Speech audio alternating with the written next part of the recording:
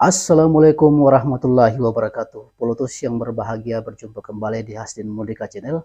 Kali ini kita masih membahas tentang perkembangan Partai Umat dengan dukungannya yang makin kuat di berbagai tempat di Nusantara. Kali ini dengan persiapan Partai Umat untuk mengadakan Rakernas pada tanggal 13 Februari sampai 15 Februari, ada beberapa hal yang perlu dicermati bahwa ternyata dukungan-dukungan Partai Umat dari suara-suara netizen makin meluas di mana-mana. Nah, kali ini mungkin judul yang kita bisa ketengahkan yaitu Partai Umat dan peluang untuk menjadi partai besar, yaitu bisa menjadi posisi pengganti yang bisa menempatkan misalnya bersaing dengan posisi Partai Gerindra, Golkar, dan partai-partai lain di posisi menengah, partai papan atas menengah seperti itu. Mari kita lihat dari mana peluang Partai Umat untuk mendapatkan suara yang begitu besar sehingga bisa tidak hanya lolos pemilu di 2024 tapi bisa menjadi partai papan atas atau mungkin bahkan bisa menjadi runner up.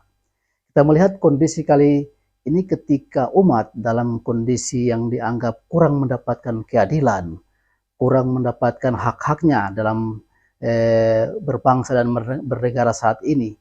Nah, kehadiran Partai Umat bisa menjadi rumah bersama oleh umat Islam maupun umat-umat lain untuk bagaimana menyuarakan aspirasi-aspirasinya.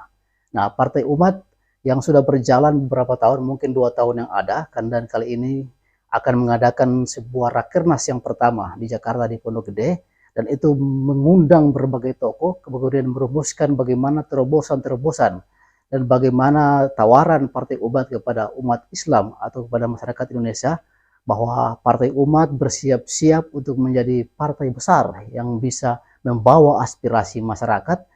Nah, ini sedang digodok oleh pengurus Partai Umat dan juga mungkin akan dibantu oleh misalnya intelektual Islam, kemudian pemikir-pemikir Islam, dan juga mungkin di luar Islam yang merasa bersimpati dengan partai ini dan akan bersama-sama untuk membangun kebersamaan dalam rangka memperjuangkan kebenaran, menegakkan keadilan dan meruntuhkan kezaliman. Itu yang terjadi. Jadi posisi Partai Umat yang hari ini menjadi serotan publik ini sedang dipantau oleh berbagai pihak. Nah, orang mungkin pertama mengatakan bahwa Partai Umat akan berebutan suara di kantong-kantong yang sama, di ceruk yang sama dengan Partai Amanat Nasional. Namun ternyata setelah ditelusuri, Partai Umat bergerak lebih jauh lagi. Seperti kata Ketua Umumnya Ridho Rahmadi, Dr. Ridho Rahmadi, bahwa Partai Umat memfokuskan basis suaranya yaitu di daerah Jawa, di Pulau Jawa. Karena seperti kita ketahui, Profesor Amin Rais ya mempunyai kantong suara yang cukup luas di Jawa Tengah dan Jawa Timur, begitupun pengurus-pengurus yang lain.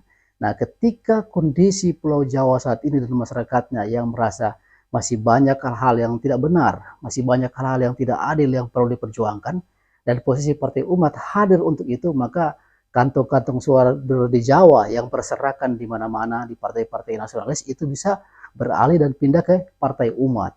Nah, jika ini terjadi, maka benar adanya bahwa Partai Umat akan menjadi partai papan atas atau partai menengah ke atas yang bisa menyerap suara, bisa menarik suara dari berbagai kalangan, misalnya dari Gerindra, dari Nasdem, dari Golkar, bahkan dari PDIP, seperti itu. Karena selama ini ketika kita mengaitkan misalnya suara Nahdien, kemudian suara Muhammadiyah, dan orang menganggap Partai Umat hanya bisa mengambil suara dari kantong-kantong Islam, itu ternyata keliru.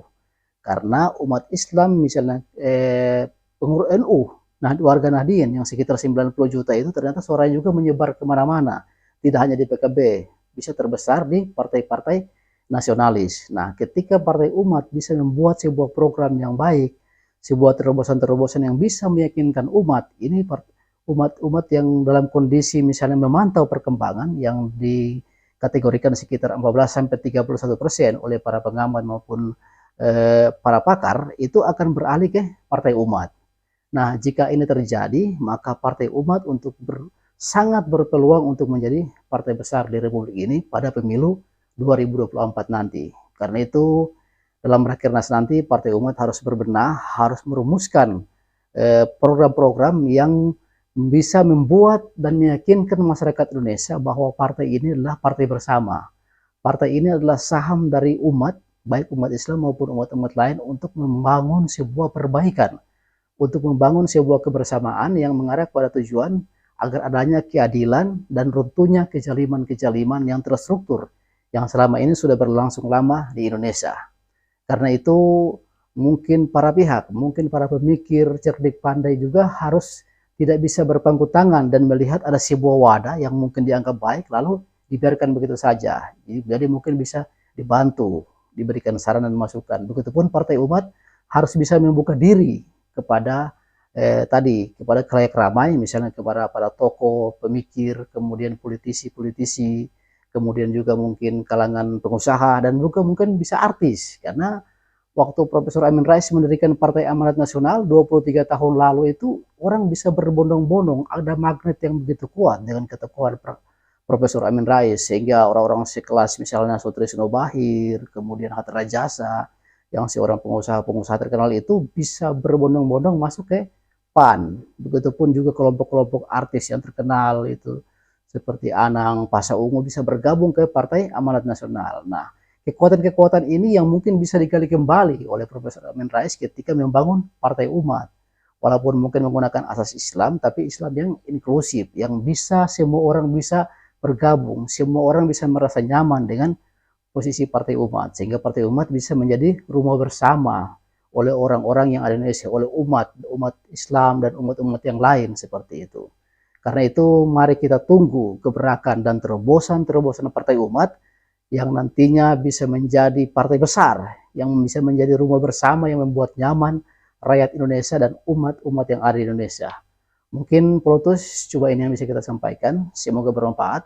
Billahi taufiq wal hidayah. Wassalamualaikum warahmatullahi wabarakatuh. Kinatawan.